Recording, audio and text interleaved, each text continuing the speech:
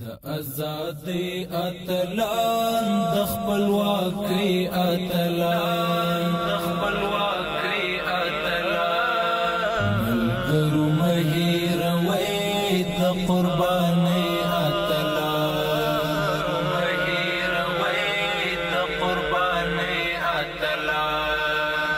د ازادۍ اتلان د خپلواکۍ اتلان ملګرو مه هېروئ د قربانۍ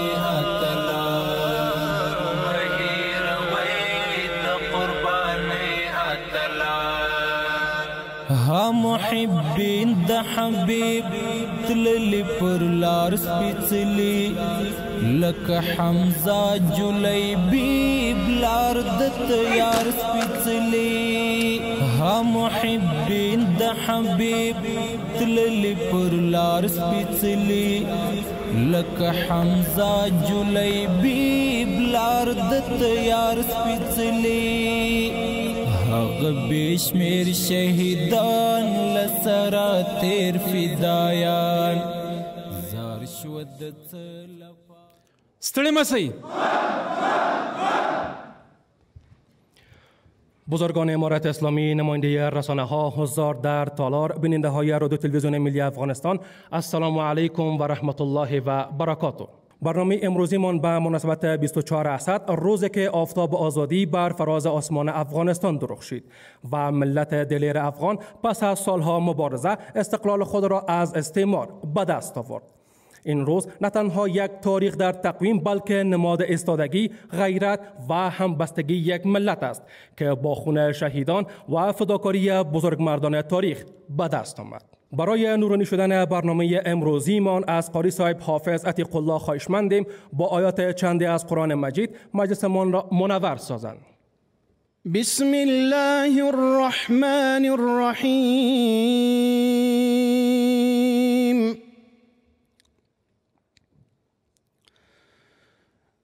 الرحمن علم القرآن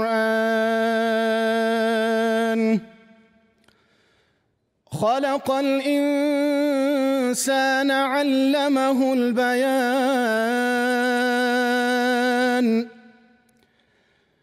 الشمس والقمر بحسبان والنجم والشجر يسجدان والسماء رفعها ووضع الميزان ألا تطغوا في الميزان وأقيموا الوزن بالقسط ولا تخسروا الميزان والأرض وضعها للأنام فيها فاكهة والنخل ذات الأكمام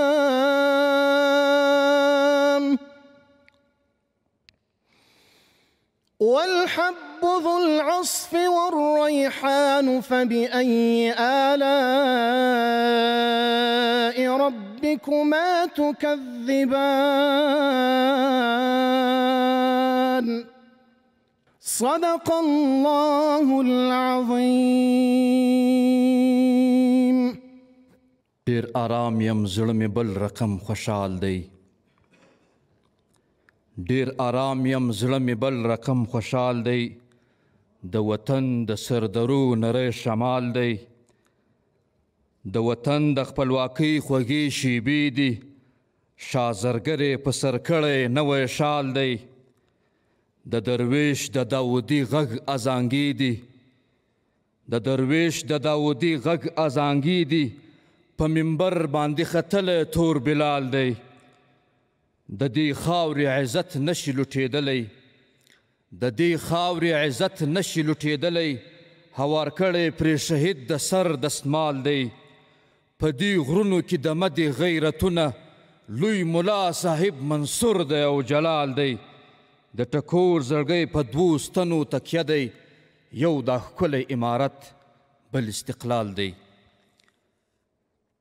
ورزو د پروګرام په دې روان بهیر کې د تقریر ولړۍ ته دانګو په ډیر ویاړ او ادب سره بلنه ورکوو د ملي راډیو ټلویزیون رئیس جناب محترم قاری محمد یوسف احمدي صاحب چې تر لوږه تشریف راوړي قدرمندو مینوالو ته په زړه پورې وینا ور واوروي.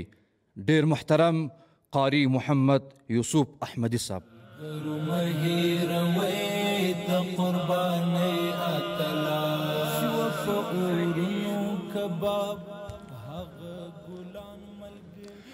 الحمد لله رب العالمين والصلاة والسلام على خير خلقه محمد وآله وأصحابه أجمعين. فقد قال الله تبارك وتعالى في كتابه المجيد والفرقان الحميد: ونريد أن نمن على الذين استضعفوا في الأرض ونجعلهم أئمة ونجعلهم الوارثين. صدق الله العظيم. د غونډې وتعالار ته د ملي دفاع وزارت د ملي اردو منصوبین مشران مسؤلین او په تالار کې حاضر ملګري او د رسنیو استازي په مجموع کې ټول له دې لارې څخه اورېدونکي لیدونکي کتونکي ټولو ته السلام علیکم ورحمت الله وبرکاته. تر ټولو لومړی د اسد 23مه چې د فتحې د 4م کال په مناسبت موږ او تاسې راوځای شوي د هغه مبارکي درته وایو. تاسو ته ټولو هیوادوالو ته امیرالمؤمنین اخوان صاحب ته ټولو علماء کرامو ته هر هغه چا ته چې له موږ سره په دغه 20 کاله کې په دغه مبارزه کې قلباً په فزیکي ډول د دعا په شکل د مرستې په شکل برخه اخیستې وي هغه ټولو ته مبارکي وایو. خوشحاله یو چې په داسې مجلس کې له تاسو سره یو ځای کېږو. پروګرام داسې و چې د وزارت داخله ملګري به هم راځي، د استخباراتو ملګري به هم راځي، تاسې به هم راځي. چون د تالار د کمبود په وجه باندې هغو ملګرو سره ستاسو یو ځای ناسته ونه شوه. د باندې ځکه نه شول کېدلی چې هلته لمر و ګرمي وه ملګري په عذابېدل. نو ستاسو ته بیا هم ښه راغلی وایو. خبرې ډېرې دي نه پوهېږو چې له کومه ځایه به یې سړی پیل کړي، خو هغه څه چې موږ او تاسې او زموږ او ستاسې هېواد د هېواد بچیان نر او ښځه کمکیان او لویان په خبرو هغه دا وه چې 20 کاله وړاندې غربي بلاک چې د صلیبي جګړې سر دمدارانو هغو په وروسته کې دا خبره پټه کړله. په ابتدا کې د بوش دا خبره وه چې دا جګړه صلیبي جګړه ده، خو بیا چې د افغانستان او د نورې نړۍ د مسلمانانو عکس العمل ولیدی دا خبره پټه کړله او بیا د بیا ودانولو په ترشعار لاندې افغانستان ته راودانګل په ډیر وحشت، په ډیر بربریت، په ډیر ظلم، په ډیر استبداد. او یوازې رادانګل نه بلکې دوی و موږ ته اخطارونه راکول چې موږ د مځکې پر سر باندې 2 انچه شی وینو د دې دپاره چې زموږ مقاومت خاموش کړي. خو افغان میړني باتور غیر او پر خدای مین ولس د دې په خلاف باندې و مبارزې ته ملا وتړله، په خپلو ځانونو پسې بمونه وتړل او د جګړې و ډګر ته یې راودانګل. 20 کاله مسلسل له دوی سره مبارزه وسوله، له دوی سره مقاومت وسو او دوی په آخره کې په ټیټ سر، په ټیټو سترګو، په زیړو مخونو باندې له افغانستان څخه وشړل سول. الحمدلله د رب العزت دا فیصله ده د دغې دنیا پر مخ باندې چې کوم د حق داعیان راغلي دي باطلې په خلاف باندې پورته سوی ده او هغوی تحدا کړې ده، یو چلینج یې ورکړی ده. او خدای هغه د حق داعیان چې په هره زمانه او عصر کې هغه کم ول، له هر لحاظه کم ول، د افرادو په لحاظ هم کم ول، د امکاناتو په لحاظ هم کم ول. خو د الله تعالی دا فیصله وه چې په هر عصر او هر زمان کې د هر نبي په زمانه کې د حق لښکرې د باطل پر لښکرو باندې کامیابې شولې، خو یوازې له دوی سره د خدای مرسته وه. ځینې به د جبرائیل امین په کریږو په غږ باندې وو، ځینې به یې په بادونو باندې وو، ځینې به یې د مجاهدینو په تورو او مقاومت او نیزو باندې وو. دوی ډېر چې راتلل مغرور ول، د ځان زور یې لیدلی و، خو د افغانانو زور یې نه و پرتله کړی. دوی وویل چې یا به له موږ سره یاست یا به له مخالف لوري سره یاست. ټولو ملکو د دنیا ته یې دا خبره وکړه.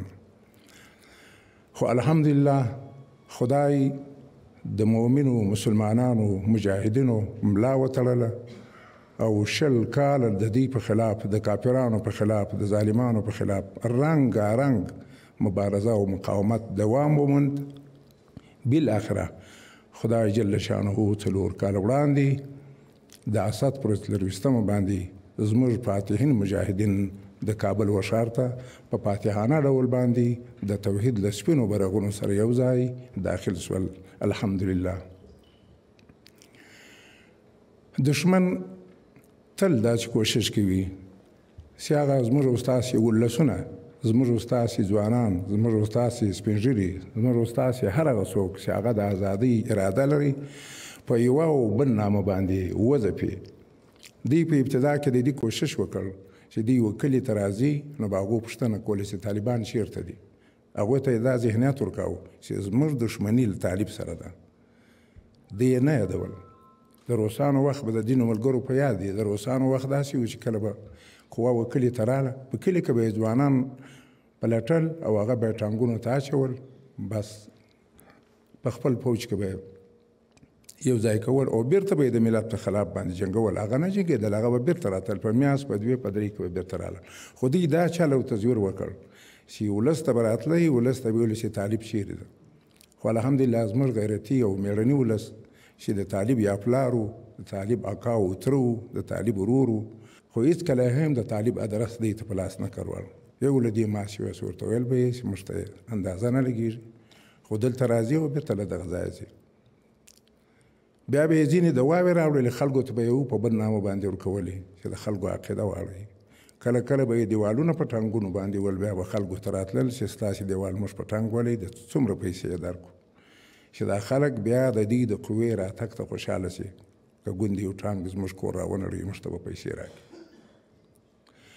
خو زموږ الحمدلله زموږ او ستاسې امیر المؤمنین د اسلام خادم ملا محمد عمر مجاهد په هغې ابتدا کې، په هغه اول وار کې زموږ یاد دی د مازګر او د ماښام وختو د په مخابره کې خبرې کولې. ډېرې توصیې مجاهدینو ته وکړلې چې تاسې پر ځان باندې پیرداران سئ، تاسې د کافرانو په خبرو ونه غولېږئ.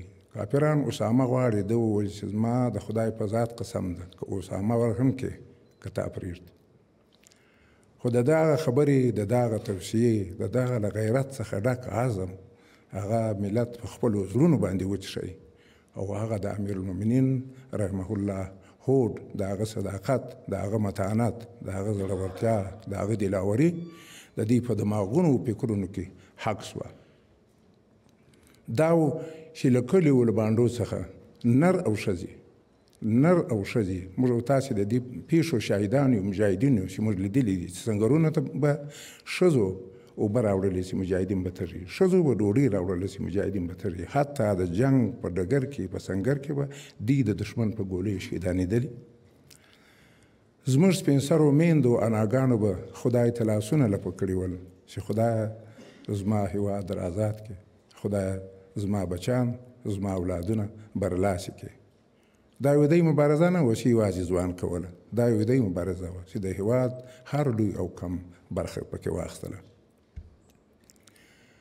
امریکا چې په دې پوه شو چې په افغانستان کې موږ له ناکامۍ سره مخ کېږو، نو هغه د جنګ اشرباڼه یې نور هم را اضافه کړل. ځینې به اسلامي هېوادونه هم له ځان سره یو ځای کړي وي، ځکه له دوی سره راغلي خلک ټول یا مزدور ول یا مجبور. کم څوک چې کمزوري ول هغه یې په زور تر غوږونو راکش کړل، کم څوک چې زورور ول هغو ته یې پیسې ورکړل. خو بیا هم د خدای مرسته له افغان ولس سره وه، ځکه چې دا د دوی حق و، دا د دوی هیواد و.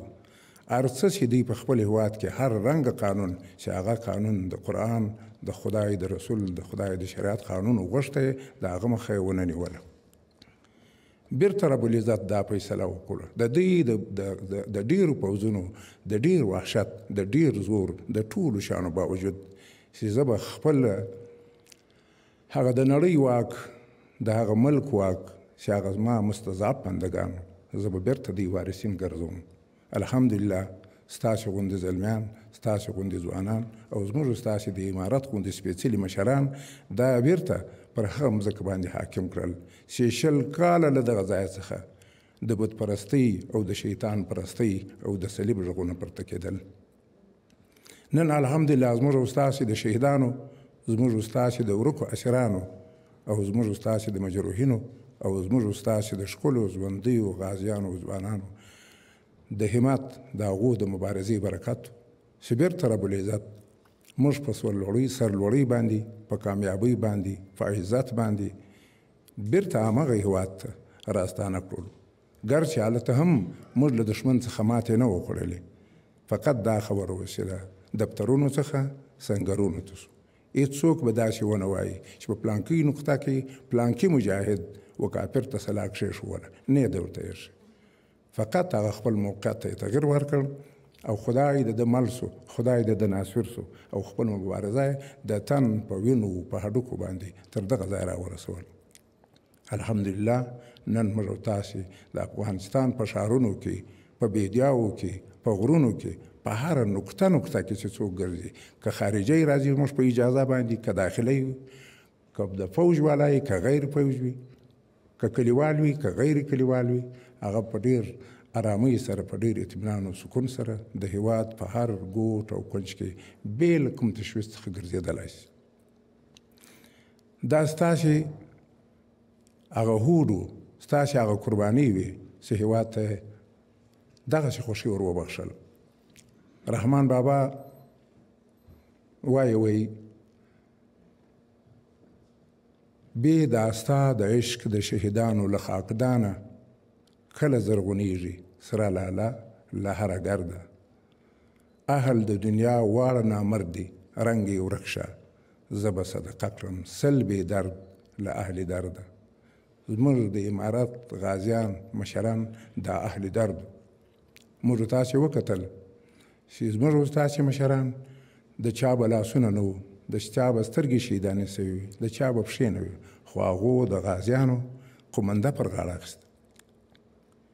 ملا فاضل اخوند پښه نسته، خو د جوړو او روغو غازیانو په مخ کې ځي او هغو ته وایي چې په ما پسې راځئ. هیڅکله دا عذر نه وړاندې کوي چې زه خو د تګ نه یم، تاسې ورسئ. مرحوم قهرمان غازي ملا عبدالله په همغه شکل چې کومې پوستې ته به رسېدګي نه سوه کېدلی، دی به مخ ته و، دی ته ویل چې تاسې په موږ پسې راځئ. د وزارت مالیې وزیر صاحب ملا محمد ناصر اخوند چې لاس یې نسته، خو بیا هم مجاهدینو ته وایي چې تاسې، یعنې دا په زرګونو موږ داسې ملګري ولیدل چې هغو یعنې هغه خپل مقاومت تر هغه خپله منزله پورې په ښه ډول ورساوه.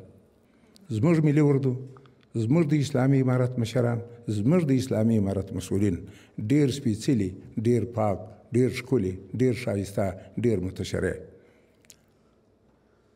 دنیا دې وګوري، دنیا ته هم چیلنج ورکړی دی، راسئ تاسې زموږ د ملي اردو عسکر دغه د اوس تاسې په مخ کې یاست، دی دې وګوري، ټول ښکلي، ټول ښایسته، ټول متشرع، ټول هم په سیاست پوه، ټول هم په جنګ پوه، ټول هم په مقاومت پوه، ټول هم د دښمن په چل او تزویر باندې پوه.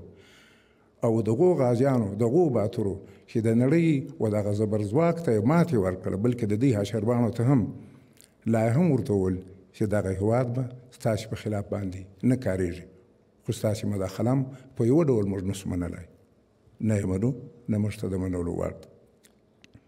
یوازې امریکایان نه، تر دوی مخکې روسان، یوازې روسان نه، تر دوی مخکې انګریزان په څو واره له دغه خاورې څخه ماتې خوړلې ده.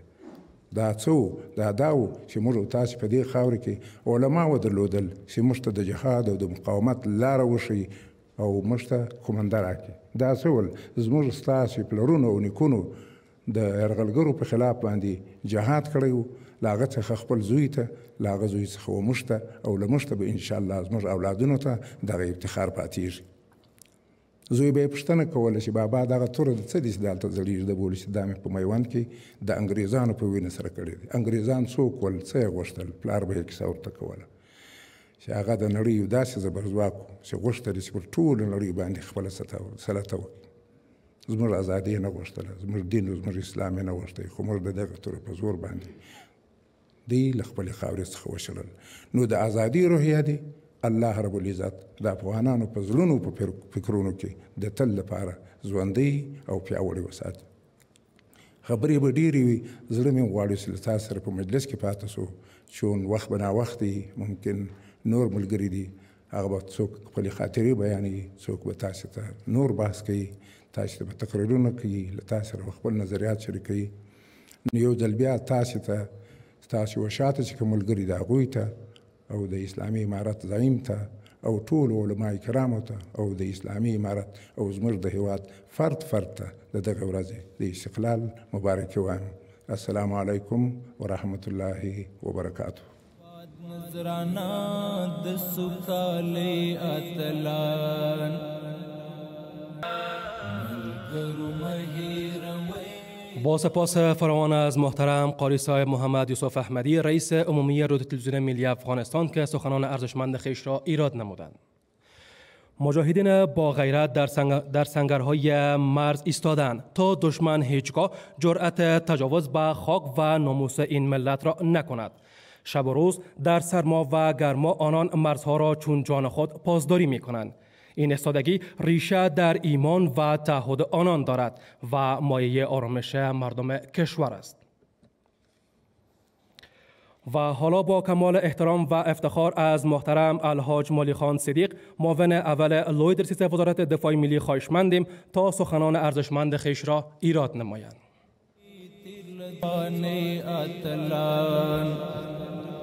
د ازادۍ اتلان د خپلواکۍ اتلان ملګرو مهیروي. السلام علیکم ورحمت الله وبرکاته. ستړي مه شئ. اعوذ بالله من الشیطان الرجیم. بسم الله الرحمن الرحیم. إنا فتحنا لك فتحا مبينا. صدق الله العظیم. ډیرو قدرمنو مجاهدینو وطندارانو د ټولو نړۍ مسلمانانو ته، خصوصا د موږ مرحوم امیر المؤمنین رحمه الله، هغه ورسره د موږ شهید امیر المؤمنین رحمت الله علیه او د موږ زعیم امیر المؤمنین علی قدر محترم شیخ صاحب ته ورسره د موږ د افغانستان په دې شل کلنه غمیزه کې چې څوک موږ سره شهیدان شوي دي، د هغو یتیمانو ته، د هغو کورنۍ ته او هغه مجاهدین چې د موږ سره ما یو پیل حال په اسپیټالونو کې دي او په کورونو کې دي، د هغې کورنۍ ته عموم کې د ټول افغانستان غیور ملت ته د زړه له تله د دې مبارکه ورځې مبارکي وایم. ټولو ته د مبارک وي او الله پاک دې داسې ورځ په موږ بیا نه راولي چې بیا د جنګ او د جدال سره مخامخ او مشکل په افغانستان کې راته جوړ وي. نو خوښ یم، په دې ویاړم چې د دې مجاهدینو د ملت په مخ کې ولاړ یم. تاسو ته د 1404 کال 23 د اسد د فتح بیا هم مبارکي وایم. ورونو، په دې ورځ به خامخا خلک ډېره خوشحالي کوي. زه خو یقینا چې د تلار ته راغلی یم ډېر خوشحاله یم چې په داسې ورځ باندې د موږ غوندې خلکو ته وخت ورکول کېږي چې د خپلو خیالاتو اظهار د مجاهدینو په مخ کې وکوي یا د خپل ملت په مخ کې وکوي. د روسانو د وخت زه چې په دې جهاد کې شریک وم یا په د اوس جهاد کې چې الله پاک منه په دې کې هغه ښه شي ده وخت یې راکړی دی، توفیق یې راکړی دی چې د جهاد هم په دې کړی دی او الله پاک دې قبول کړي.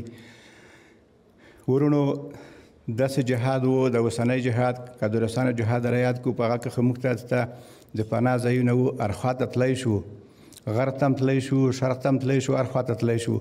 خو دا اوس جهاد چې کوم و د 20 کلن جهاد په دې کې خو لکه مخکې چې احمدي صاحب وفرمیل چې مرحوم امیر المؤمنین د مازدیګر په 4 بجې باندې زه خپله د حقاني صاحب مرحوم سره په لوګر کې په مخابرې ته ناست وم.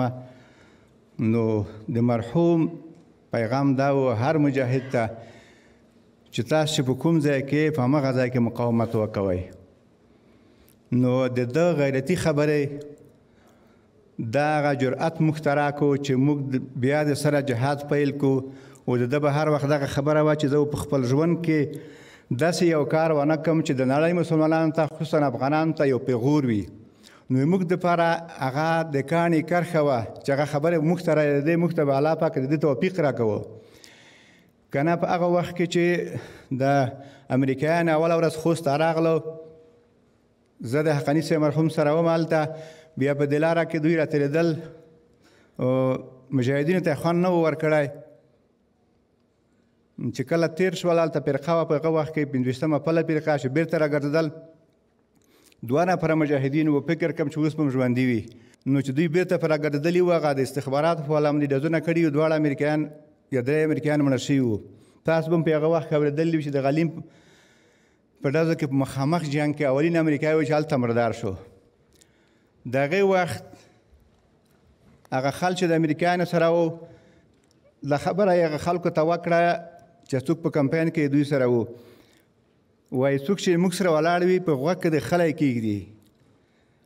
دوی د دې په خاطر چې د خلکو ته دا وښایي چې موږ ته دا هم معلومیږي چې څوک په غوږ کې خلی کېږدي، نو دا به د موږ سړی وي چې چا په غوږ کې خلی نه وي، هغه به بل څوک وي. زه د هغې صحنې شهید یم. په هغه ځای کې موږ ملګري یو، ما ورته تاسو په خپل ځای کښېنئ، دا کار چې چا کړی دی، دوی چې خلی په غوږو کې ګوري خپل به یې پیدا کړي. خو تر اوسه پورې یې علاقه پیدا کړې وي، صرف د هغه کورنۍ بعضه کسان بندیان کړه، کسان اوس هم ژوندي دي. خو خبره دا ده چې دوی صرف په تبلیغ باندې موږ ته عقیدې کمزوري کولې، هغه کمزوري مسلمانان داسې بل چې وبه وي چې حرکت نشو کولی، ځکه چې خامخا کیدی شي موږ ته غټ مشکل جوړ شي. خو د خدای پاک فضل او د ملت همکاري او د نړۍ د مسلمانانو دعاګانې یا د موږ سره کومک کول د دې سبب شو چې داسې شرموونکې ماتې وخوړه. ما په فکر چې بیا به دوی دې ته زړه نه ښه نه کړي چې دلته موږ ته راشي. خو د دې لویو فتحې اوس په موږ تاسې باندې دا لازم ده چې د لویو فتحې ساتل څنګه وکړو. د شهید ارمان چې و چې موږ ته شهیدان ورکړي دي، غیر د دې نه چې پیدایان دي. موږ په افغانستان کې دا شهیدان شته چې اوس هم چا غوښه نه ده لیدلې، که نه په بمونو کې یو مخورک دي، نه یو چا جنازه کړې ده، نه یې چا کفن کړی دی. نو د هغې کورنۍ یا هغه مجاهدین، هغه خلک امایبین چې موږ سره په شفاخانو کې اوس هم پراته دي، د هغوی ارمانو سره چې موږ تاسې په اخلاص په صداقت باندې د وطن ته د اسلام ته داسې خدمت وکوو چې نړۍ ته یو مثال وښیو چې واقعي اسلام او شریعت دې ته وایي. صحیح ده موږ تاسې د آخري زمانې مسلمانان یو، کمزوري به رابقي وي، خو د خدای پاک نه به دا توفیق غواړو چې موږ ته د دې خدمت، د اسلام خدمت، د وطن خدمت په هغه طریقه راکړي لکه څنګه چې خدای او رسول وایي، او د افغانستان ملت ته موږ نه دا غواړي. نو که یوازې په دې باندې شي چې په لویو لویو وظیفو پسې ګرځو، نو دا به موږ ته دپاره ښه نه وي، ځکه چې موږ ته جهاد چې کوو دا خبره بیخي په ذهن کې مو نه وه چې زه به دلته ولاړ یم، دا مې ولاکه په بګرام کې په خوب کې مې لیدلي وي چې زه به ته بیا داسې درشیب د اغوستې وي به هلته ولاړ وې.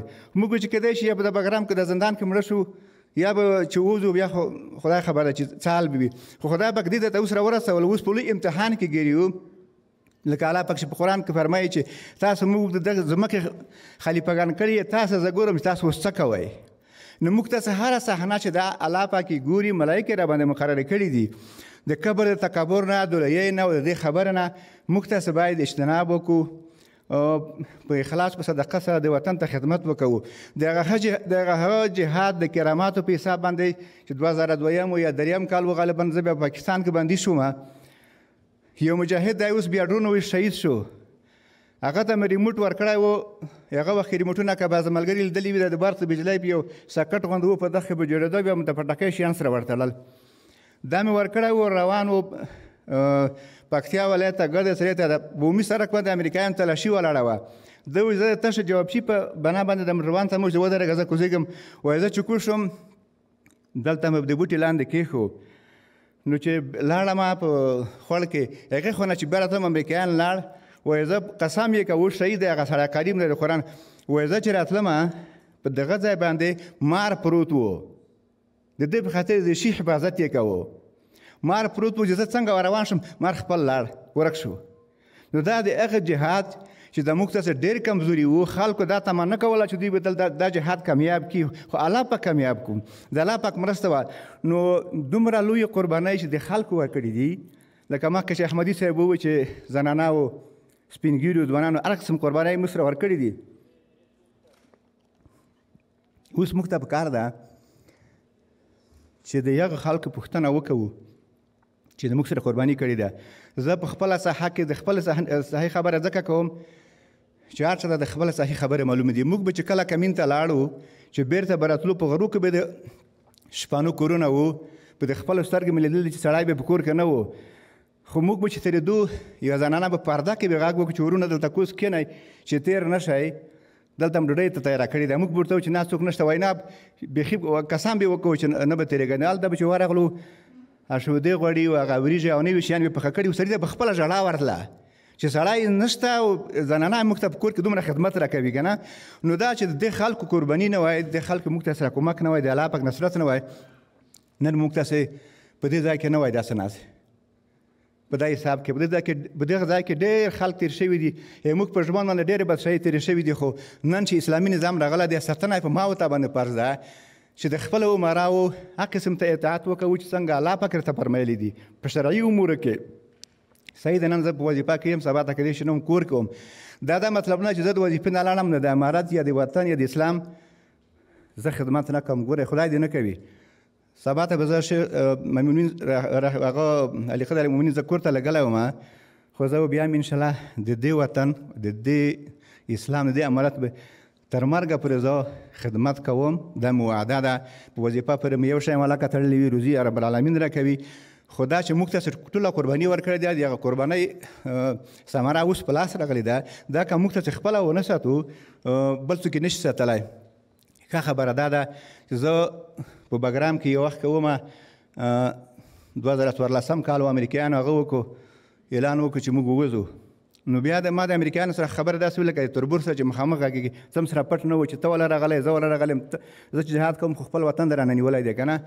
نو ما دوی ته ووایي چې ته خپله جنرالانو ته ووایه، السیایي ولته مې ووایي چې که بیا تاسو کوم ملک ته تلئ غیر د دې نه چې تاسو خپل هدف ته نه وئ رسېدلي، اعلان مه کوئ چې موږ ځو. وایي ولې؟ ما وایي چې خو تاسو په افغانستان کې څه کړي دي چې اوس بېرته روان یئ. نو د ډېرې غوسې نه یې د کتابچه او قلم په میز باندې وویشتل. وایي ته هر وخت داسې خبرې موږ ته کوې. بار بار به ما ته د صلح پیشنهادونه کول، خلک شهیدان دي د دغه خبرې، بندیان هم شهیدان دي چې دوی په مخکې به ما ته وایي چې صلح راسره وکړه. ما ورته وایي چې ګورئ، زه چې دلته راغلی یم تا سره بندي یم، امارت زه جنګ ته رالګلی یم چې تا سره وجنګېږم. خو که کله د امارت نماینده شوم د صلح، بیا به در سره وغږم. که په دنیا کې دا شوی وي چې یو بندي سره څوک د صلح خبره وکړي، خو صحیح ده. اوس ما څوک مني؟ یو د ولسوالۍ مسؤل وم، ما به څوک وني؟ وایي نه، ته چې مشرانو ته ووایي. نو دا په دې معنا وایم چې دوی خدای پاک دومره ذلیل کړي وو چې د هغه پخوانی ملي اردو په مخ کې و د هغه بندیانو په مخ کې به ما ته زرۍ کولې. په دې کنټیننټل باندې په آخري کال باندې عملیات شوي، ما ته راغلو یو کارنل یې و، وایي ته د خپلو مشرانو ته ووایي چې لږ د جنګ بند کړي. ما چې څه مشکل جوړ شوی دی، وایي د کنټیننټل باندې حمله شوې ده. ما چې تاسو پکې مړه یئ؟ وایي موږ والا هم که مړه دي، د نور مړه دي. ما چې خو دا خو ډېر بد شوي دي، زه به بیا ورته وایم. بیا به چې راتلم اردو والا به راته ووایي چې حاجي صاحب ورته وایي چې لږ نور هم څه تیز کړي. نو دا په دې پورې وایم چې خدای پاک دومره ذلیل کړي وو چې په زندان کې به موږ ته زری کولې، زه او ما ته زری. دا د جهاد د دغه مجاهدینو سرښندنه وې، قرباني وه چې ورکړې وه. او نن الحمدلله دلته ناست یو، خبرې به سره اوږدوونه، خو موږ د دې سټیج نه ټول ملت ته اطمینان ورکوم چې دفاعي امنیتي ځواکونه به انشاءالله د خدای په توکل د خپلې خاورې د یوې لویشتې نه په داسې سر دفاع کوي د سر په وینې به انشاءالله موږ دفاع کوو. دا صحیح دی چې موږ نن سبا خلک وایي د ایران وسایل جنګ وایي ټکنالوژي زه منم، خو د ټکنالوژي سره چې خپل عقیده نه وي ولکه ته په ټکنالوژي شل کې عقیده ډېره ضرور ده. دا ټکنالوژي ټوله په موږ راغلې وه، دا صحیح دی چې فتح وروسته وشوې، خو عقیده ډېره ضرور ده. موږ په چاپ څه نه ورځو، نفس ورغلي یو، امسایګان د نه خفه کېږي، نه د موږ نه ډارېږي. که دوی خپله په زړه کې ډاري ورته خدای د خپله تسلي ورکړي، خو موږ په شاپ څه ورځو نه. که پسې ورغلو ټول خلک بیا وویني، که دوی موږ په توغندۍ یا لرې ویشتونکو بلا باندې ولي، خو انشاءالله موږ بیا داسې خلک لرو چې د هغې پروا ملاکه وکوي. یو رسله چې د خپل ځان د مرګ نه تېر شي که نه، دا بیا دغه ټکنالوژۍ هېڅ ټکنالوژۍ ته څوک اهمیت نه ورکوي. نو موږ الحمدلله د چا سره جنګ نه غواړو، سوله غواړو. په د خپل امنیت کې د خپل امنیت او دغه کوم شرعي نظام چې موږ راغلی دلته دې ته د موږ خل پرېږدي، موږ په کارو کې د مداخله نه کوي، موږ د چا په کارو کې مداخله نه کوو. ښه خبره دا ده چې په ورورۍ کې ژوند سره تېر کړو، په موږ د خپل پیشنهادونه نه عملي کوي، نه یې ولاکه ورسره عملي کړو، نه یې ولاکه راباندې ومني چې ژوندي وو. هکه مړه وو، هغه نور غوندې خلک چې اوس په غرب کې ناست دي او ورته راتلل خپل به سره ومني. خو دغه نظام او دغه مشران او دغه مجاهدین چې وي انشاءالله نه یې څوک ورسره مني، نه یې منلی شو. بیا هم په اخر کې ټولو دغه مجاهدینو ته ما غږ چې اوري، د نړۍ مسلمانانو ته د دې لویې فتحې مبارکي وایم. الله پاک دې موږ ته ستا دې توفیق راکړي چې دغه اسلامي ښکلي نظام ساتنه په هغه شکل سره وکړو چې څنګه الله پاک راته وایي او خپل مشران راته وایي. واخر دعوانا الحمدلله رب العالمین. بیننده های عزیز و حضار گرامی، حالا رشته سخن را واگذار میکنیم به محترم عاشق الله مجاهد، یک تن از مجاهدین امارت اسلامی افغانستان که سخنان خیش را ایراد نمایند. اعوذ بالله من الشیطان الرجیم، بسم الله الرحمن الرحیم.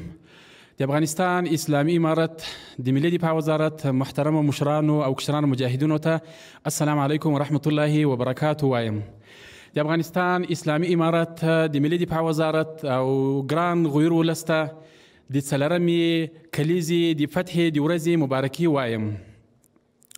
الحمدلله موږ مشرانو او د اسلامي امارت او د افغانستان غویر ولس ته ډاډ او اطمینان ورکوو، لکه څرنګه چې په شلل کلن انقلاب کې قرباني ورکوله او خدمت مکول او اطاعت مکول، وسم الحمدلله قرباني ورکوو او خدمت کوو او د افغانستان غویر ولس ته ډاډ او اطمینان ورکوو چې د تاسې ساتنه او د تاسې امنیت د موږ فریضه ده.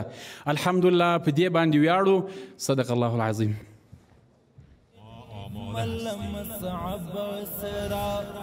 ورزو د پروګرام په دې روان بهیر کې د تقریر ولړۍ ته دانګو په ډیر ویاړ او ادب سره بلنه ورکوو د ملي دفاع وزارت د ستراتیژیکو اطلاعاتو او نشراتو رئیس ویان ښاغلی عنایت الله خوارزمي صاحب چې تر لوږه تشریف راوړي قدرمندو مینوالو ته په زړه پورې وینا ور واوروي. ښاغلی محترم ښاغلی عنایت الله خوارزمي صاحب. السلام علیکم ورحمت الله وبرکاته. الحمد لله والصلاة على رسول الله وعلى آله وصحبه ومن والاه. أما بعد، اللهم صل على محمد وعلى آل محمد كما صليت على إبراهيم وعلى آل إبراهيم إنك حميد مجيد، وبارك على محمد وعلى آل محمد كما باركت على إبراهيم وعلى آل إبراهيم إنك حميد مجيد. أعوذ بالله من الشيطان الرجيم. بسم الله الرحمن الرحيم. إنا فتحنا لك فتحا مبينا. در قدم نخست 24 اسد روز فتح مبین، روز آزادی، روز استقلال را برای خانواده شهدایی که در ره آزادی، در ره استقلال جانهای شیرین خود را از دست دادند به اونها تبریک میگویم. و در قدم دوم این روز مبارک را تبریک میگویم برای ملت عزیز ما، ملت افغانستان که در 100 سال اخیر هیچگاه تسلیم هیچ متجاوز و هیچ قلدوری نشد. در قدم سوم این روز عظیم و این روز بزرگ و این روز مبارک را به شما مجاهدین، به شما عساکر وزارت دفاع ملی تبریک و تهنیت میگویم. شمایان که نه تنها قبل از فتح تکالیف زیادی متحمل شدین و در گرما و در سرما همیشه در راه آزادی و آزاد ساختن وطن قربانی دادین و متحمل تکالیف و زحمات زیادی شدین، بلکه بعد از آزادی، از زلزله تا سیلاب، از سیلاب تا آتش سوزی، همیشه در کمک هموطنان عزیز ما، هموطنان عزیز و مهربان ما، هموطنان غم دیده و رنج دیده ما شتابتین. لذا بجاست که این روز مبارک به شما مبارک باشد، به شما عساکر، به شما مجاهدین وزارت دفاع ملی مبارک باشد. من نمیخواهم وقت زیادتان را بگیرم، فقط من دو پیامی دارم. یکی پیام برای مجاهدین وزارت دفاع ملی، منصوبین وزارت دفاع ملی، عساکر وزارت دفاع ملی، و دوم هم پیامی برای ملت درد دیده و رنج دیده خودمان داریم. مجاهدین عزیز، عساکر وزارت دفاع ملی، اگر ما نگاهی به 100 سال اخیر بندازیم به این نتیجه میرسیم که این مردم، این ملت بیشتر از هر ملتی دیگر، بیشتر از هر قوم دیگر درد دیدن، رنج دیدن، تکلیف دیدن. و اگر ما و شما نگاهی بندازیم به شهرها و قریه ها و بازارهای وطنمان، کشورمان، به این نتیجه می رسیم که آثار درد و آثار رنج در همه خانه ها، در همه قریه و قصبات این کشور هنوز دیده می شود. لذا خطاب من، پیام من به شما مجاهدین امارت اسلامی، عساکر اردوی وزارت دفاع ملی امارت اسلامی افغانستان این است که بر سر این ملت درد دیده، این مردم رنج دیده دست مرحمت بکشید، دست شفقت بکشید.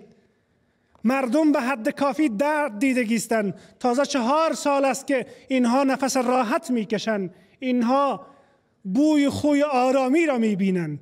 لذا وقت آن رسیده که شما فرزندان غیور این مرزبوم، شما فرزندان غیور مردم و ملت، بالای این مردم درد دیده و رنج دیده دست شفقت بکشید. ما کاری نکنیم که درد ملت ما، قلب ملت ما از ما برنجد و درد ملت ما بیشتر بشود. اگر ما در گرمای سوزان در چک پوینت ایستاده هستیم، اگر در گرمای سوزان در سرحدات و یا شاهرها مصروف تأمین امنیت هستیم، یک هموطن ما به یک حالتی با ما روبری می شود، لبخندمان را از آن دریغ نکنیم. با یک سلوک خوب، با یک طریقه خوب باید از آن استقبال بکنیم و با او برخورد نیک داشته باشیم. بله، ملت حق دارد تا نفس راحت بکشد، ملت حق دارد به شما افتخار بکند، ملت حق دارد که به شما فرزندان غیور این ملت، به شما عساکر وزارت دفاع ملی افتخار بکند، شما را مثل سایبان سر خود فکر بکند.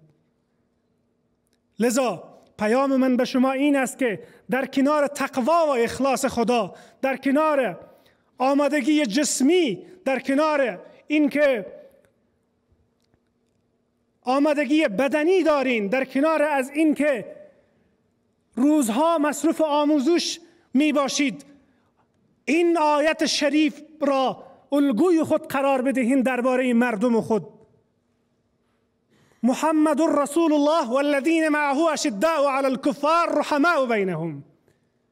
محمد پیامبر خدا و کسایی که با محمد صلی الله علیه و سلم بودن، آنها با کفار، با دشمنان سخت بودن، ولی با بین هم برای یکدیگر، برای ملت خود آرام، مهربان، با عطوفت، با الطاف بودن. لذا شما مجاهدین وزارت دفاع ملی این آیت را سرمشق زندگی خود قرار داده و طبق این آیت، با تأسیس از این آیت، با ملت خود، با مردم خود چلند بکنید، برخورد بکنید. این افتخار بزرگی است که به شما نصیب شده، سرباز وزارت دفاع، عسکر وزارت دفاع شدگیستید.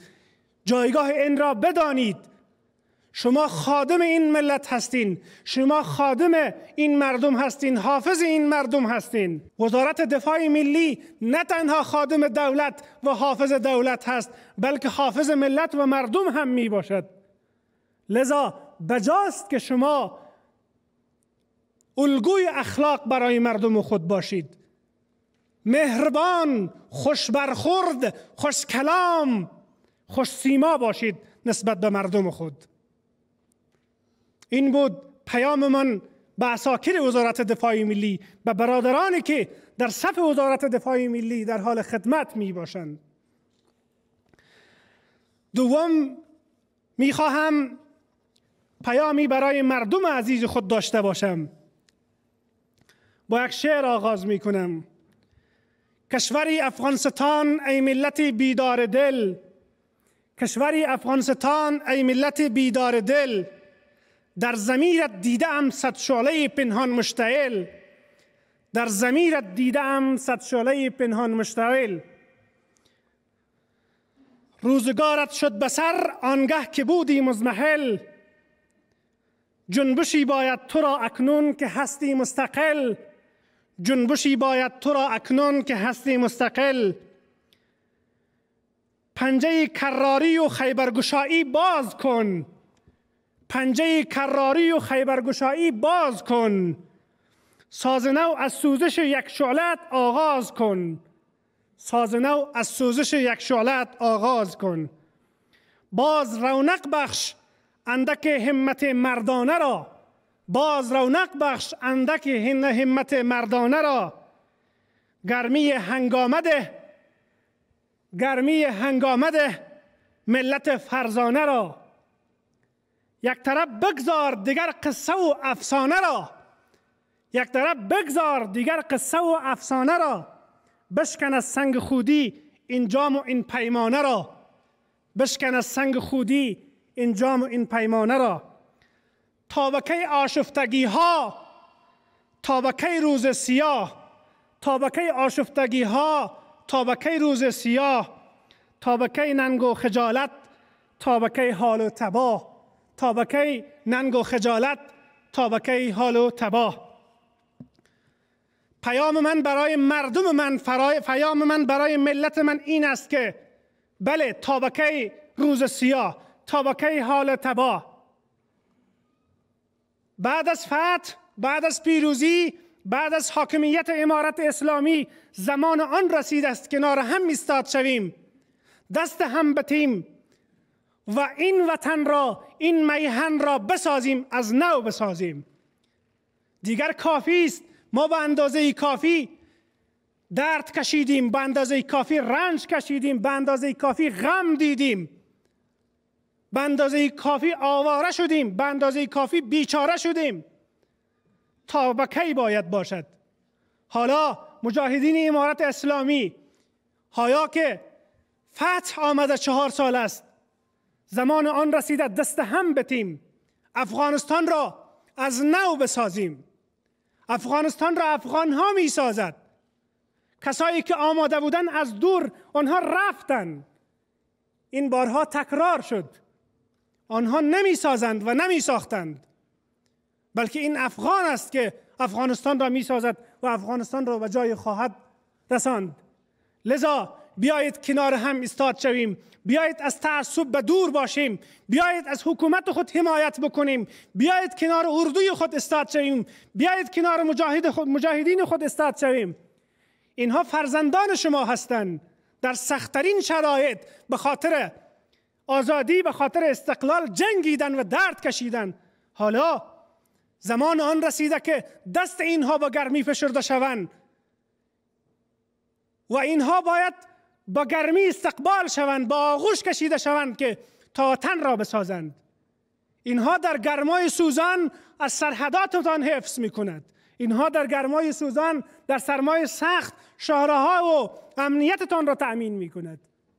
لذا فریب تبلیغات دشمن را نخوریم، فریب آوازها و شایعات مجازی را نخوریم. این افغانستان هست، این ما و شما هستیم. فرصت بار بار میسر نمی شود. لذا بزرگان امارت اسلامی افغانستان همه صادق هستند، تجربه خیانت و فساد ندارند. در دعاهایتان یاد بکنید بزرگان امارت اسلامی را، عساکر اردوی اسلامی را، عساکر وزارت دفاع را، نیروهای امنیتی و دفاعی را همیشه حمایت بکنین، در کنارشان ایستاد شوین.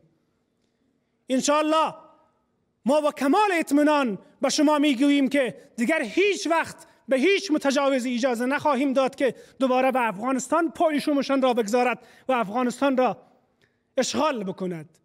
اما این به فضل و به کمک و به حمایت و به ایستادگی شما مقدور و میسر خواهد بود. آزادی گرفته می شود، داده نمی شود. لذا بیایید کنار هم ایستاد شویم، بیایید افغانستان را بسازیم، بیایید همه با هم از هر قوم که هستیم، از هر جایی که هستیم، دست را به یکدیگر بتیم و افغانستان را به جایی که در تاریخ ازشان یاد خوب شده به او جا باید برسانیم، او جای عظمت، او جای عزت، او جایی که همه ازش به نیکی یاد میکنن به اونجا برسانیم. ملت ما، مردم ما، کشور ما این ظرفیت را دارد که به جایی برسد که سیال و رقیب رقیبا شود، رقیب دیگران شود. لذا بیایید از فرصت فتح، از فرصت آزادی، از فرصت استقلال بیشترین و بهترین استفاده را بکنیم. همه کنار هم ایستاد شده، بدور از همه تعصبات و جنجالات و اختلافات، از آزادی و استقلال بیشترین و بهترین فرصت را استفاده را کرده، دوباره به یک افغانستان قوی و متمدن و مترقی و مستقل تبدیل شویم و ادامه بدیم. از اینکه وقتان را گرفتم، جزاکم الله خیرا کثیرا، خداوند اجر بدهد. امارت اسلامی افغانستان با سپاس فراوان از محترم عنایت الله خوارزمی، سخنگوی وزارت دفاع ملی، که سخنان ارزشمند خویش را ایراد نمودند.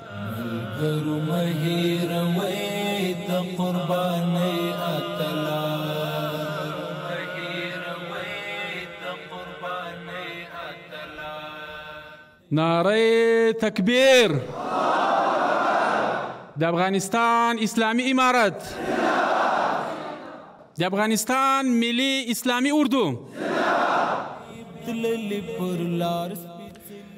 بزرگان امارت اسلامی حضار در تالار، بیننده های رادیو تلویزیون ملی افغانستان، برنامه امروزی من در همین جا به پایان می رسد. از حوصله‌مندی تک تک شما سپاسمندم. برای اختتامی مجلسمان از مولوی صاحب محمد حنیف خواهشمندیم تا با دعایشان مجلسمان را اختتام بخشند. آمين. الحمد لله رب العالمين والعاقبة للمتقين والصلاة والسلام على سيدنا محمد وعلى آله وصحبه أجمعين. اللهم ربنا لك الحمد كما ينبغي لجلال وجهك وعظيم سلطانك. اللهم اكفنا بحلالك عن حرامك وبطاعتك عن معصيتك واغننا بفضلك عن من سواك.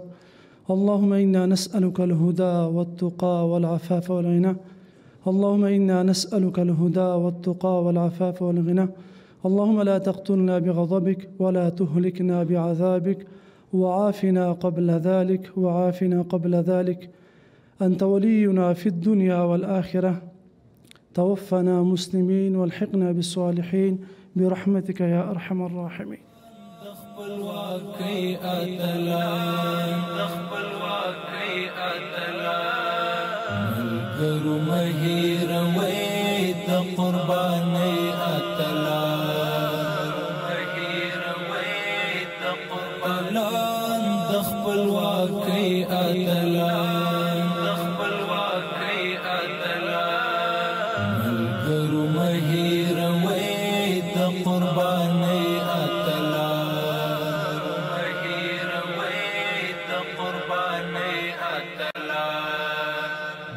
آزادی اتلان د خپلواکۍ اتلان